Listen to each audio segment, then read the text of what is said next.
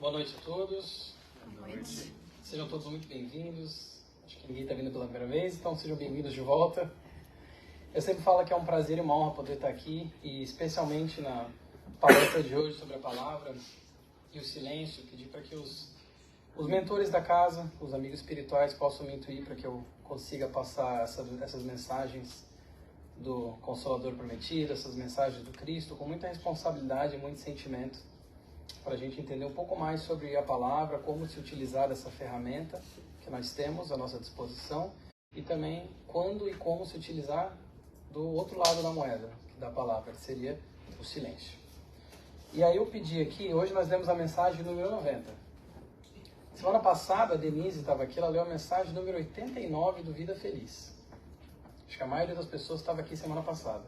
Prestem atenção, e os temas já foram escolhidos a tempo, tá? Prestem atenção na primeira frase da mensagem número 89, no anterior, do Vida Feliz. Se a tua palavra não tiver o objetivo de auxiliar, não há presente para criticar.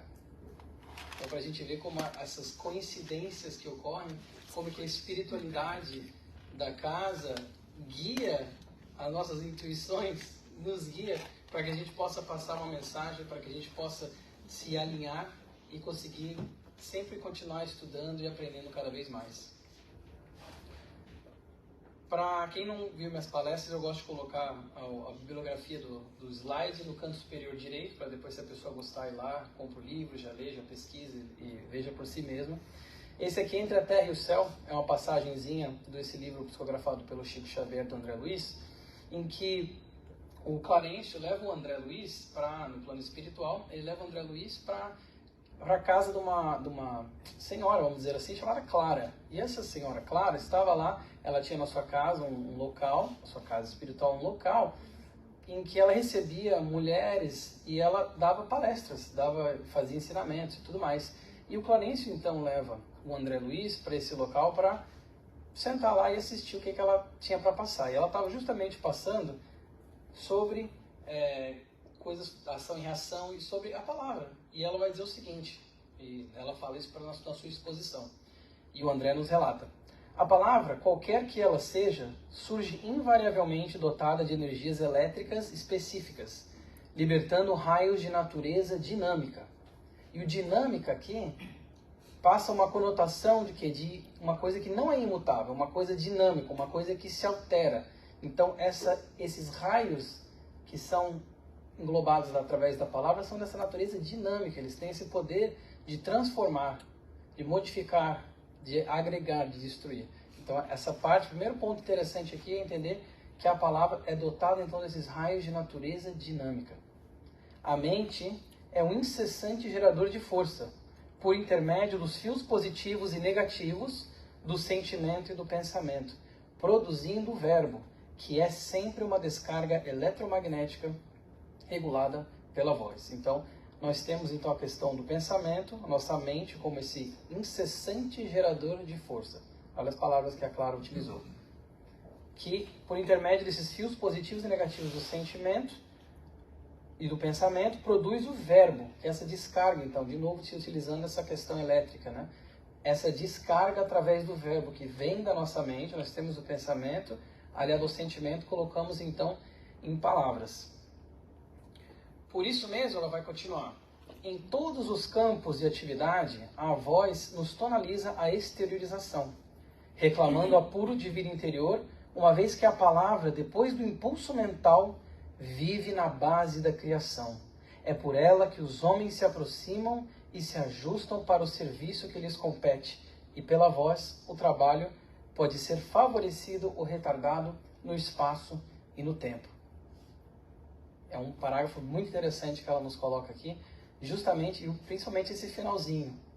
Retardado ou favorecido, ou seja, dependendo das nossas palavras, como que a gente utiliza esse instrumento, essa ferramenta que nós temos ao nosso dispor, o trabalho pode ser o quê? Adiantado, favorecido, concluído ou retardado. Trabalho no sentido também do progresso, através de como que nós estamos utilizando da palavra. No livro Viga de Luz, do Emmanuel, psicografado pelo Chico Xavier, na mensagem número 97, chamada O Verbo é Criador, nós vamos ter o seguinte, o Emmanuel vai dizer assim, o que sai do coração e da mente, pela boca, é força viva e palpitante, envolvendo a criatura para o bem ou para o mal, conforme a natureza da emissão. Então ele está dizendo que conforme a natureza da emissão, o que sai pela boca do indivíduo vai envolver a criatura pelo quê? Pelo bem ou para o mal. De acordo com o sentimento e a intenção colocada por detrás daquela descarga eletromagnética da palavra. Os elementos psíquicos, o Emmanuel vai continuar, que exteriorizamos pela boca são potências atuantes em nosso nome, fatores ativos que agem sobre a nossa responsabilidade. A nossa responsabilidade. Nós somos responsáveis sim por aquilo que sai da nossa boca, por aquela descarga eletromagnética que começou como impulso aqui e depois foi transferido, exteriorizado. E o Emmanuel vai falar justamente isso. São potências atuantes em nosso nome. Aquilo que nós colocamos para fora, aquela energia, manipulação do fluido cósmico, como a gente quiser denominar, a ideia é a mesma. É responsabilidade nossa. E ela atua em nosso nome, de acordo com as nossas obras. Somos autores disso aqui. No Leon Denis, no livro O Problema do Ser, do Destino e da Dor, ainda nessa questão da palavra, no que tange a importância e a responsabilidade da palavra, ele vai dizer o seguinte: a alma, em suas intuições profundas, tem a sensação das coisas infinitas, de que ela participa e às quais aspira. Seu destino é vivê-las e gozá-las cada vez mais, mas em vão procuraria exprimi-las com o balbuciar da fraca linguagem humana. Debalde se esforçaria por traduzir as coisas eternas na linguagem da terra. Ele conclui dizendo: a palavra é impotente, mas a consciência evolvida percebe as radiações sutis da vida superior. O que ele quis dizer com a questão da palavra ser impotente aqui tem a ver com o parágrafo anterior, que é o quê?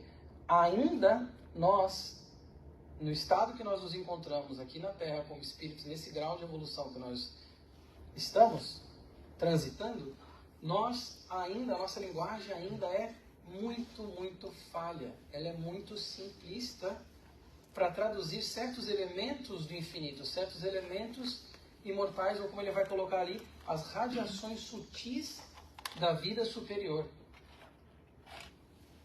Querem ver? Tenta explicar para alguém o que é o amor. Se viesse um ser de outro mundo aqui, um extraterrestre, ele pergunta: o que é esse amor que eu tanto tenho em música, em poemas? Explica para mim, o que é isso? A gente não consegue. Ou alguém vai dizer: mas o Shakespeare, alguém consegue definir o amor, mas será mesmo que traduz exatamente aquilo que a gente sente?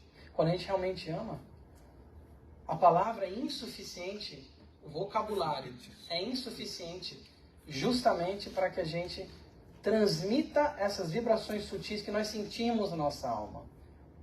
Quando a gente é bem intuído, quando a gente pensa em Deus, por exemplo, que a gente sente como fagulha divina, a gente não tem como traduzir de fato o que é. E quantos livros psicografados a gente vai ver, psicografado pelo Divaldo, pela Ivone, pelo Chico, tanto faz, vários momentos a gente vai ver que eles falam assim, que foram coisas, o Leon Denis também, foram coisas que eles viram coisas lá que eles não conseguem traduzir para o livro, para a palavra. Coisas indescritíveis. Por quê? Porque a gente ainda tem esse engatinhar do nosso vocabulário. No livro da Esperança, do Chico Xavier, psicografado pelo Chico, né, do Emmanuel, no capítulo 24, chamado Verbo Nosso, tem essa mensagem que ele fala o seguinte: palavras são agentes na construção de todos os edifícios da vida. O verbo é a luz da vida, de que o próprio Jesus se valeu para nos legar o Evangelho renovador. Cristo, através da sua palavra, que falava com muito, com pouco, como espírito crístico bilionário que era, de bilhões de anos, né? Bilionário não disso, obviamente. Falava muito com pouco. Ele se utilizou da palavra também para nos deixar tantos ensinamentos, tantas parábolas, tantas coisas que até hoje a gente tem dificuldade em entender, que a gente ainda derrapa para conseguir compreender, quanto mais colocar em prática esses ensinamentos. E o Emmanuel vai dizer o seguinte, ele vai dar quase que uma prescrição agora, ele vai dizer assim: da palavra, né? No trabalho cotidiano, seja ele, ou seja, o verbo, seja a palavra, o verbo, seja ele natural quanto o pão simples no serviço da mesa. Então ele está falando do verbo ter essa naturalidade, ter essa simplicidade, não sem os exageros. Nem muito menos, nem muito mais. Seja simples como o pão na mesa que alimenta. No intercâmbio afetivo, usemo-lo, o verbo, afeição de água pura, transparente, cristalina, que traz o quê? Sacia a sede, que traz coisas positivas nesse intercâmbio afetivo. Nos instantes graves, façamo-lo igual ao bisturi do cirurgião, que se limita prudentemente à incisão na zona enfermiça, sem golpes necessários. O Emmanuel, como sempre, um poeta. Essa parte para mim foi a que mais me marcou. Um bisturi de um cirurgião que ele se limita à zona enfermiça. Ele não falou cutela do açougueiro, que às vezes a nossa palavra é como cutela do açougueiro. Mas não, que a nossa palavra, que o nosso verbo seja como esse bisturi que vai ali, ó. Porque nos instantes graves, que é o quê? Momentos de discórdia, ou momentos em que nós não concordamos com algo, que nós temos que nos expressar. Nesses momentos graves, sim, que seja como bisturi. Nos dias tristes, tomemos, por remédio eficiente, sem fugir à dosagem. Claro, porque sem se utilizar do verbo, nos dias tristes também, fugindo da dosagem, nós vamos ter um desequilíbrio. Que a causa de muitos dos males é esse desequilíbrio.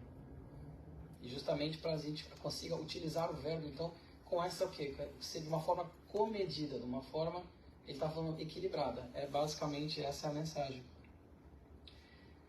Nossas ações, eu falei isso um pouquinho antes, elas têm consequência. E nós somos responsáveis sim por essas ações. E o nosso verbo externalizado, o pensamento externalizado através do verbo, ele é sim de nossa responsabilidade. Ele é sim uma ação exteriorizada e cabe a nós sermos responsáveis por ela. Aqueles que nos rodeiam são atraídos ou repelidos por nós, dependendo de como usamos nossas ferramentas. O quê? O pensamento, o verbo, a voz, porque às vezes quando fala verbo, não é só o conteúdo também, é a forma que se passa aquela mensagem. Como que nós usamos as nossas ferramentas? Nós somos responsáveis por aquilo que nós temos. E ferramentas aqui, né? pode pensar como inteligência, como uma capacidade monetária, como enfim, com várias coisas, física talvez, são ferramentas que nós temos ao nosso dispor. E o nosso verbo também, porque se a gente for pensar na ação e na reação, e na responsabilidade que nós temos para com o nosso verbo, a gente imagina uma discussão, por exemplo, ou a gente imagina um momento ali um momento mais acalorado, mais, né? Quem que está perto da gente? A gente se esquece muitas vezes do plano invisível. A gente se esquece muitas vezes daquilo que a Joana falou. Por mais que não é exatamente parafraseando, tá? Por mais que não percebas, és exemplo para alguém. Ela falou isso no Vida Feliz, eu não lembro agora qual mensagem. O Emmanuel fala, milhares te acompanham os passos. Ele não falou um bocadinho, uma handful, ele falou milhares te acompanham os passos. Nós estamos sempre com alguém nos observando. Quer a gente esteja consciente daquilo naquele momento ou não. Então as nossas palavras, que são criadoras da realidade à nossa volta, estão sendo observadas ali em volta por quem? E aí a questão da ação e da reação. Que tipo de emissões nós estamos colocando para fora? E isso vai dizer muito, muito bem aqueles que atraem e aqueles que nós repelimos através dessas emissões. Então é sim de nossa responsabilidade. O Livro dos Espíritos, por exemplo, a questão 459, uma questão até bastante comentada, né? Eles perguntam, os espíritos influem em nossos pensamentos e em nossos atos? Muito mais do que imaginais. Muito mais do que imaginais. Então aquilo para a gente pensar um pouquinho mais. Quando nós estamos usando dessa ferramenta, onde que nós estamos, como que nós estamos usando essa ferramenta? Isso é para a gente ir pensando e refletindo. No Evangelho segundo o Espiritismo, sobre a questão dos excessos, ele vai dizer o seguinte: se não ultrapassássemos o limite do necessário, na satisfação das nossas necessidades, não teríamos as doenças que resultam dos excessos, nem experimentaríamos as vicissitudes que essas doenças acarretam. Lembra da mensagem do Emmanuel que falou sobre equilíbrio? É justamente isso, não ter esse excesso. Se puséssemos limites à nossa ambição, não temeríamos a ruína. Vou dar alguns exemplos aqui. Se não quiséssemos subir mais alto do que podemos, não recearíamos a queda. Se fôssemos humildes, não sofreríamos as decepções do orgulho humilhado. Se praticássemos a lei de caridade, não seríamos maledicentes, nem invejosos, nem ciumentos, e evitaríamos as querelas e dissensões. Se não fizéssemos mal a ninguém, não temeríamos a vingança, e etc. Botei um etc.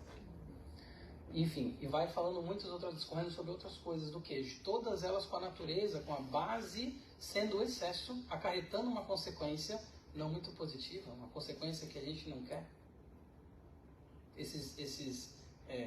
Ele falou ali das doenças, né? E a gente consegue pensar então nos excessos, como que a gente está usando a nossa palavra?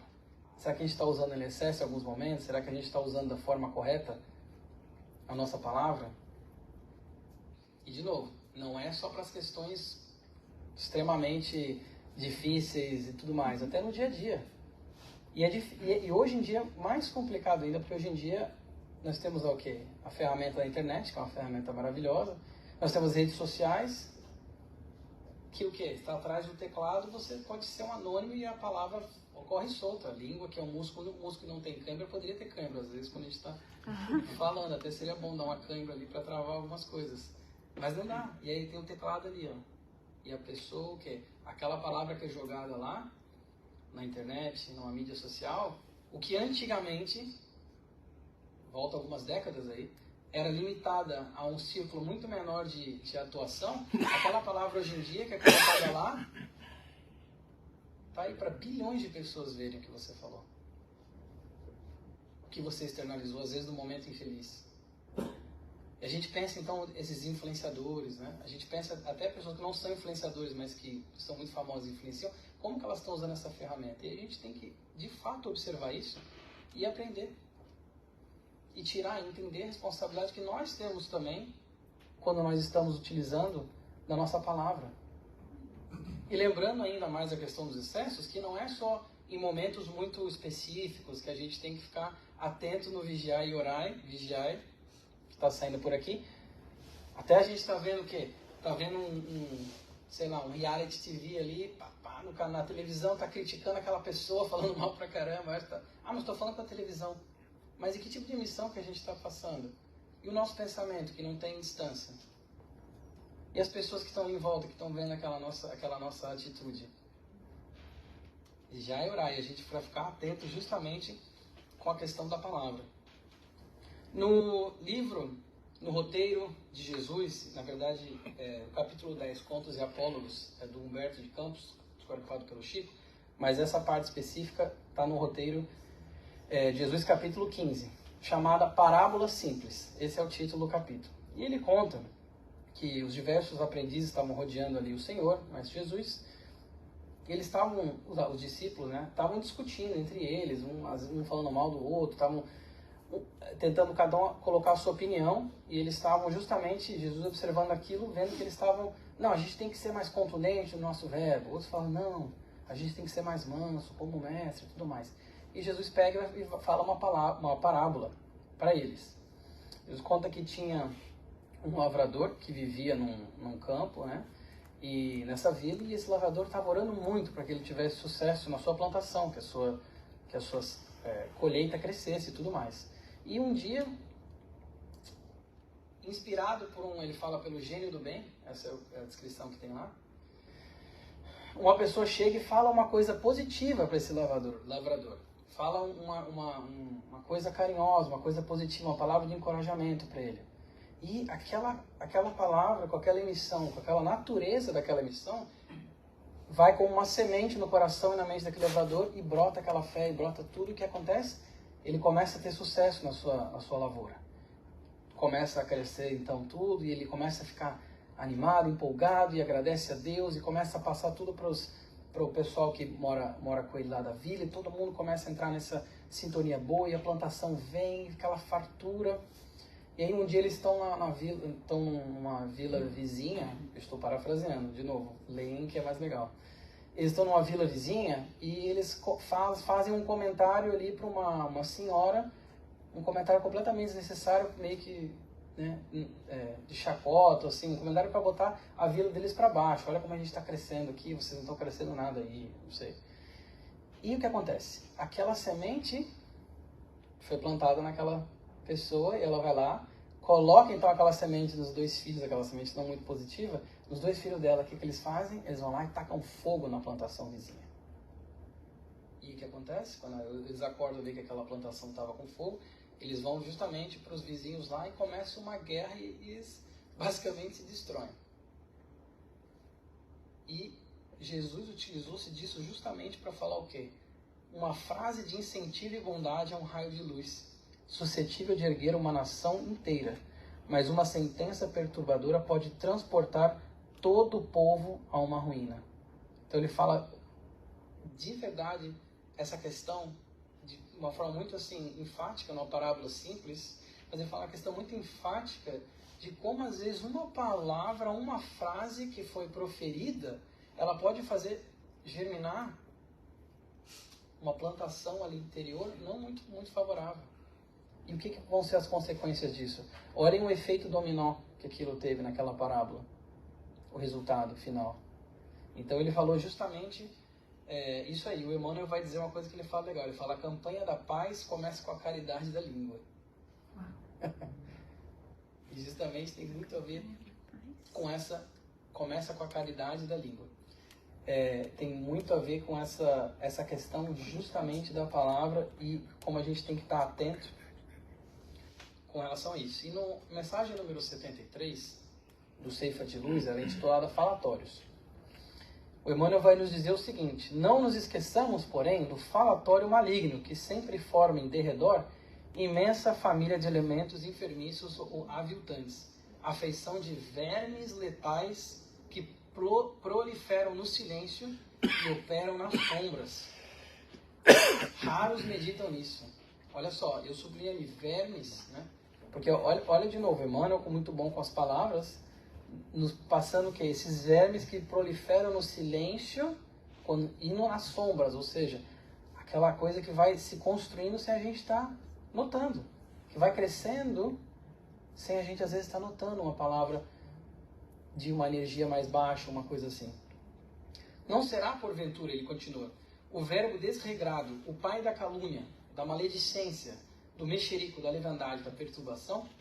Deus criou a palavra, o homem engendrou o falatório. O homem engendrou o falatório, Deus criou a palavra. A gente tem essa ferramenta à nossa disposição, mas o falatório não foi Deus quem criou, foi o nosso mau uso dos instrumentos, das ferramentas ao nosso dispor. E o Emmanuel vai continuar dizendo assim, ó: se o álcool embriaga os viciosos, aniquilando-lhes energias, que dizer da língua transviada do bem, que destrói vigorosas sementeiras de felicidade e sabedoria, amor e paz? Como que o nosso verbo, como que a nossa língua pode criar coisas maravilhosas e também destruir coisas maravilhosas, às vezes sem a gente nem ter consciência daquilo que a gente está construindo ou destruindo através das nossas palavras. Se a gente for na Bíblia, tem algumas passagens sobre a questão da palavra também. Em Mateus a gente tem o seguinte: com o critério que julgardes, sereis julgados. E até no Tiago, no capítulo 4, vai falar: aquele que julga, não lembro exatamente a passagem, mas aquele que julga, ele não é mais observador da lei, ele passa a ser juiz. E nós não somos juízes. A gente não tem o poder de julgar ninguém. Mas se a gente está usando a nossa palavra para criticar, para dar aquela chicotada verbal, para dar aquela alfinetada, para tudo mais, a gente está julgando a pessoa e a gente está externalizando aquilo. E a gente não tem esse papel. Não é, em Mateus também, não é o que entra na boca que macula um homem. O que sai da boca do homem é que o macula. Isso aqui quando, nesse capítulo que eles estavam questionando Jesus por que os discípulos não lavavam as mãos. Tinha esse costume na época. E ele fala justamente isso. Não é o que entra aqui que vai macular a pessoa. É o que sai da boca. De novo, Jesus com um pouco falando muito. Né? O que sai da boca procede do coração, e é o que torna impuro o homem, porque do coração procedem os maus pensamentos, mortes, adultérios, fornicação, furtos, falsos testemunhos e blasfêmias. Olha aí, de novo a gente vê nessa questão da palavra, a questão do que aquilo pode acabar gerando. E a gente, na verdade, se a gente for pensar na questão do julgamento, né, a palavra sendo proferida com uma conotação, natureza de julgamento, a gente só se lembrar que nós não conhecemos aquela que aquela pessoa está passando. A gente não conhece a história daquela pessoa, a gente não conhece nem a nossa, eu vou dizer. A gente tem o véu do esquecimento dessa reencarnação por um motivo. Como é que a gente vai julgar uma outra pessoa por um ato que ela fez, por uma posição que ela adotou, se a gente não sabe o que ela passou nessa encarnação, muito menos em outras. Então a gente tenta se limitar, cercar a nossa palavra justamente para segurar isso. E na questão da maledicência, isso mesmo. Na questão da maledicência, tudo sob controle. Na questão da maledicência, tem uma parábolazinha que eu li que eu queria trazer para vocês, que tinha uma pessoa, uma moça numa vila, que ela gostava muito da fofoca, ela criticava, falava muito disso, julgava, tal. Nessa mesma vila tinha uma sábia, uma pessoa mais idosa, muito experiente, todo mundo falava que ela era uma ótima pessoa para você ir conversar, porque ela ajudava você a se melhorar, e melhorar todo mundo em volta. E aí essa moça, muito maledicente, gostava muito da fofoca, de falar as coisas, de espalhar essas sementes, foi lá falar com essa moça. Falou, ok, vou conversar com a sábia, vou conversar com essa senhora. Chegou lá a senhora e falou, olha, eu queria me melhorar, eu queria poder melhorar vários pontos de mim mesmo, né? De mim mesma. E um deles é essa questão que assim, às vezes eu tento, mas eu não consigo. Eu falo mal mesmo, eu critico e tudo mais. Eu não consigo me segurar. E eu queria parar de ser maledicente. Aí a sábia fala para ela, olha, então eu tenho um exercício para você fazer que vai te ajudar. Você não vai ser mais maledicente. Ela fala, ok, o que é? Mas você tem que confiar no que eu estou te falando. Você vai fazer o seguinte.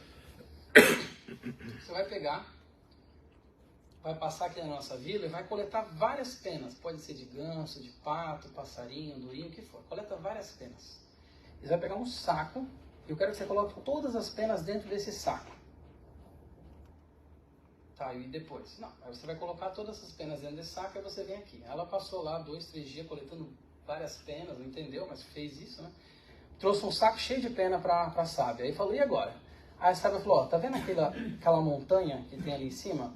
Hoje está um dia com bastante vento. Quero que você suba lá e joga o saco de pena, descarrega ele lá na montanha. Sobe lá no pico e esvazia as penas lá. A mulher não entendeu muito, mas ela foi.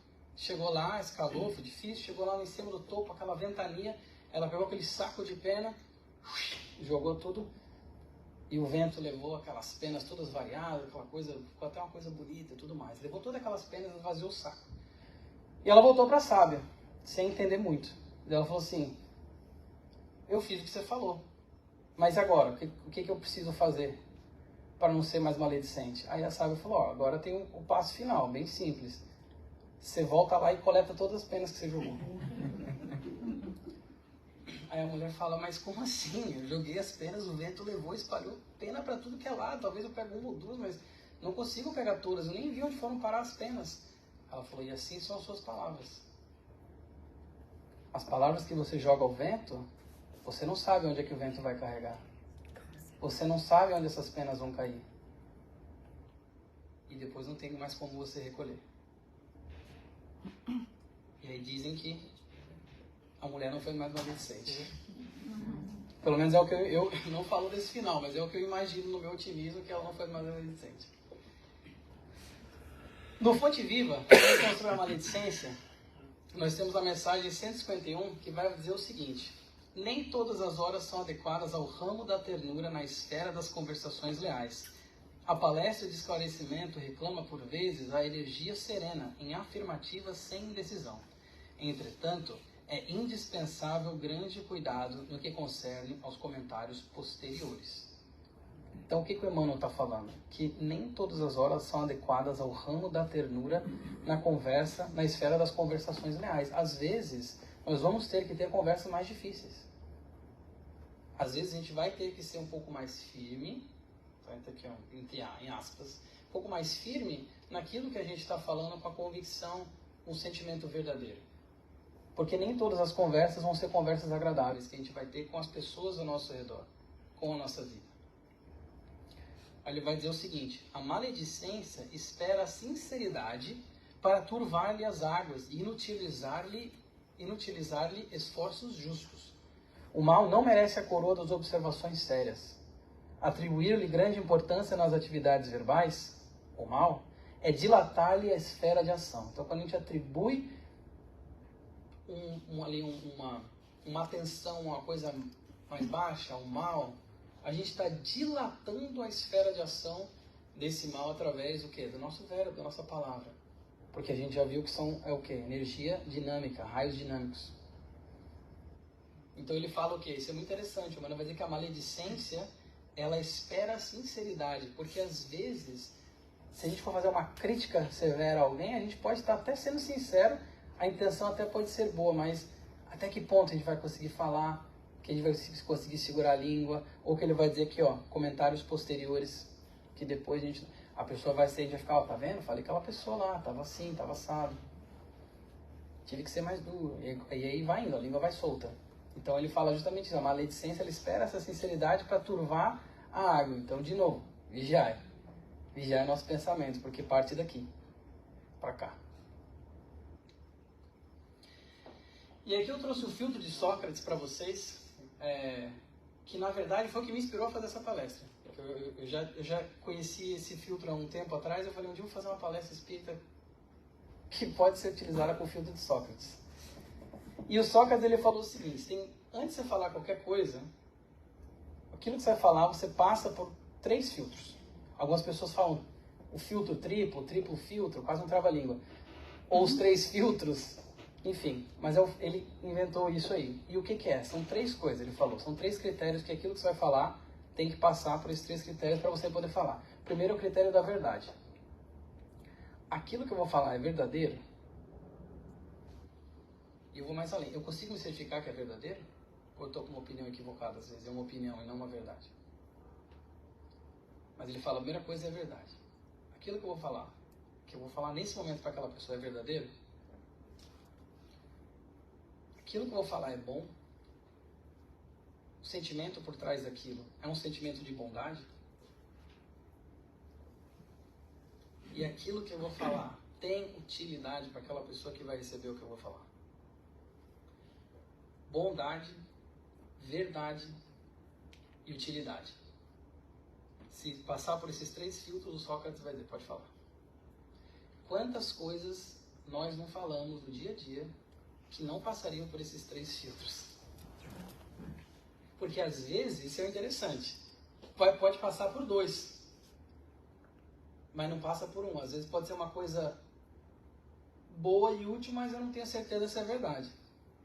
Às vezes pode ser uma coisa verdadeira e útil, ou uma crítica construtiva, verdadeira e útil, mas é uma coisa boa. O sentimento por trás daquilo não é um sentimento bom. E por aí vai. Tem todas essas nuances. Então, justamente para a gente conseguir ver se aquilo que a gente vai falar passa pelos esses 3 filtros. E se não passar, qual que é a alternativa?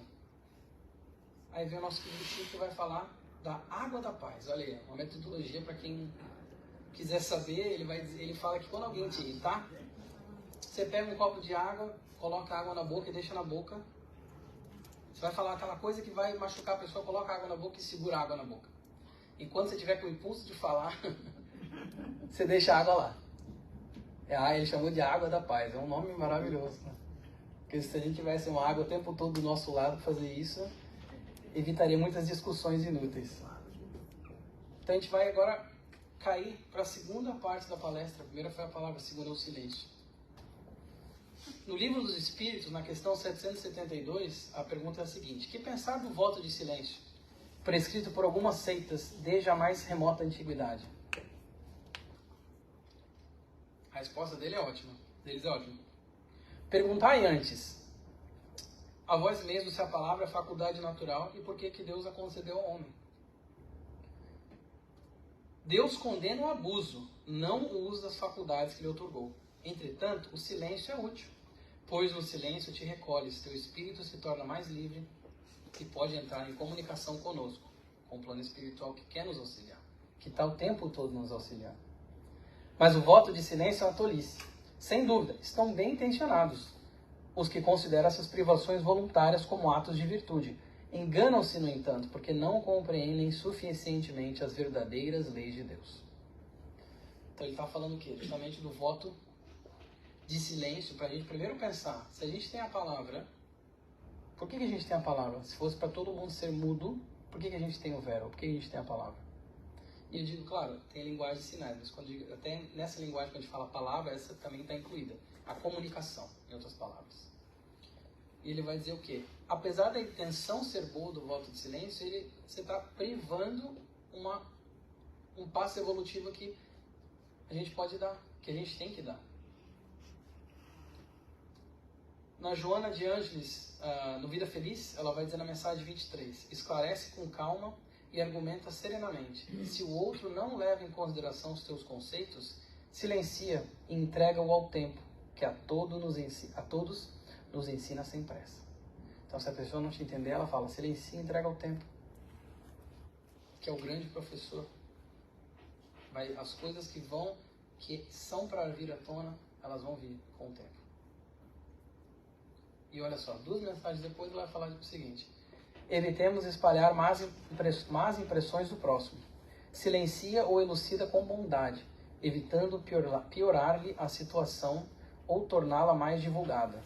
Não és fiscal do comportamento alheio, nem podes imaginar se aquele equivocado de ontem não se encontra em processo de recuperação. Sejam tuas a opinião que edifica e a palavra que ajuda sempre. Fiscal do comportamento alheio, ela está falando. Muitas vezes a gente acaba caindo nesse papel, no impulso de ser fiscal do comportamento alheio. E ela fala justamente isso. A gente não pode imaginar, a gente não consegue imaginar se aquela pessoa é um equivocado em recuperação. A gente não sabe a trajetória da outra pessoa para a gente ficar utilizando a nossa palavra como julgamento, como fiscal do comportamento daquela pessoa. Seja qual for a dificuldade em que te vejas, aqui é do Ceifa de Luz, mensagem número 6, intitulada Em Ti Próprio. Seja qual seja a dificuldade, que te vejas, abstente de carregar o fardo das aflições e das perguntas sem remédio. Penetra no silêncio da própria alma, escuta os pensamentos que te nascem do próprio ser e reconhecerás que a solução fundamental de todos os problemas da vida surgirá de ti mesmo. Olha esse convite do Emmanuel para a gente se recolher mais em silêncio. Fazer mais essa introspecção.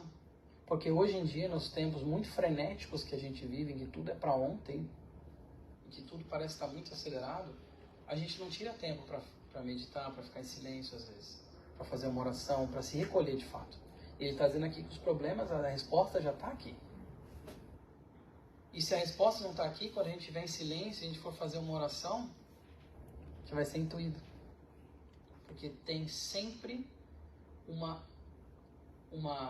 como é que o Emmanuel fala? Anjos pululantes que estão a todo momento nos ajudando, prontos para nos ajudar. Prontos para nos intuir com aquilo que a gente precisa. Basta que a gente consiga sintonizar. No livro Intervalos, o Emmanuel vai dizer o seguinte: no silêncio do Espírito, os pensamentos do céu iluminam os pensamentos da terra, e vozes benevolentes e sábias nos falam aos ouvidos, através do verbo inarticulado da inspiração. O verbo inarticulado, olha que jogo de palavras sensacional. Da inspiração, porque como a gente já viu com o Leon Denis em alguns slides anteriores, essas coisas mais sutis da alma, a gente não consegue verbalizar e colocar em palavras, mas a gente sente. Quando a gente se conecta, a gente de fato sente. Quando a gente é intuído, a gente de fato sente. E Jesus destacava também a prudência e a ponderação, assinalando a riqueza do silêncio que nos compete usar nas lutas da vida em favor do êxito de nossas próprias tarefas. Então a gente utilizar o silêncio. Permanece discreto, isso aqui já está na Vida Feliz. Permanece discreto diante dos maledicentes e injuriosos, que te testam as resistências, trazendo-te mensagens infames, a fim de levarem a outra distorcidas as tuas palavras. Permanece discreto, ou seja, fique vigilante em volta dos maledicentes, porque as palavras vão ser distorcidas. O silêncio, olha só, é como algodão que abafa e amortece o ruído do mal em desenvolvimento. Então Jonas está utilizando do algodão como uma coisa que abafa. O algodão, uma coisa, né, ali, branquinha, né, uma coisa mais macia, mais pura, que abafa o ruído do mal. Para a gente utilizar o silêncio justamente como isso. Mas por que então que é tão difícil silenciar, será? Se a gente sabe que silêncio pode trazer todos esses benefícios, essa conexão com nós mesmos, conexão com Deus, intuições, a gente não dá corda para maledicente, a gente segurar às vezes uma palavra que vai machucar, que não vai passar no filtro. Por que é tão difícil, será? Ser silencioso, usar mais o silêncio. Porque nós estamos evoluindo ainda. No momento em que nós estamos, que já nós passamos por muitas coisas e nós chegamos num ponto da nossa evolução, que nós temos essas ferramentas, ainda estamos evoluindo, ainda estamos desenvolvendo, tanto individualmente como sociedade. O planeta agora de prova de expiação, para um planeta de regeneração, tudo isso acompanha uma evolução que sempre é gradual, porque não há saltos na natureza. E é difícil silenciar, porque o nosso pensamento é muito rápido e nem sempre ele tem um filtro bom. Eu diria que a maioria das vezes não tem um filtro bom. E ele vem de cá para cá. Como eu gosto de falar na palestra que eu dou sobre a responsabilidade do pensamento, quer ver quão difícil é controlar o pensamento? Eu vou dizer para ninguém aqui pensar num urso polar. Não pensa no urso polar, não pensa no pelo branquinho, como é que seria passar a mão, aquele pelo. Ninguém pensou, porque todo mundo aqui é espírita já, né? Já consegue controlar o pensamento bem. Né? E vocês estão rindo? O que aconteceu? Justamente. Então você imagina, vocês não têm controle do que está saindo da minha boca aqui. Eu falei uma imagem, vocês já projetaram ela aqui, às vezes isso vem muito rápido para cá. Porque nós ainda estamos adquirindo esses filtros que vão nos permitir que a gente se eleve e as coisas sejam menos dolorosas no nosso caminhar individual e intransferível da nossa evolução. Porque pensa de novo na parábola das penas, quantas penas a gente joga e a gente não consegue buscar de volta. E que tipo de consequência que essas penas já não tiveram nas nossas múltiplas encarnações. Para fechar a nossa noite de hoje, eu trouxe aqui um poema da Meimei, psicografado pelo Chico Xavier. Eu não vou ousar parafrasear esse poema. Então eu vou ler esse poema para vocês. Chama A Melodia do Silêncio. Repara a melodia do silêncio nas criações divinas. No céu, tudo é harmonia sem ostentação de força. O sol brilhando sem ruído. Os mundos em movimento sem desordem. As constelações refulgindo sem ofuscar-nos. E na terra, tudo assinala a música do silêncio, exaltando o amor infinito de Deus. A semente germinando sem bulício. A árvore ferida preparando sem revolta o fruto que te alimenta. A água que hoje se oculta no coração da fonte para dessedentar-te amanhã. O metal que se deixa plasmar no fogo vivo para ser-te mais útil. O vaso que te obedece sem refutar-te as ordens. Que palavras articuladas lhes definiriam a grandeza?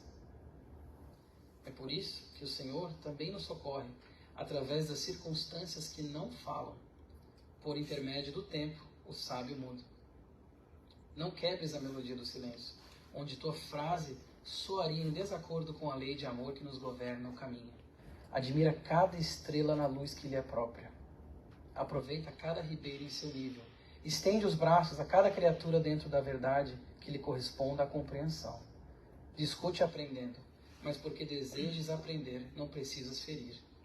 Fala auxiliando, mas não te antecipes ao juízo superior, veiculando o verbo à maneira do azorrague inconsciente e impiedoso. Não saiba tua mão esquerda o que deu à direita, disse-nos o Senhor. Auxilia sem barulho por onde passes.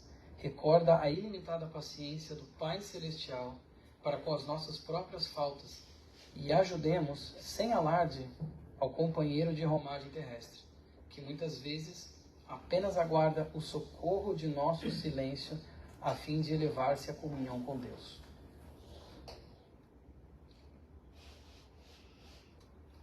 Que assim seja. sim.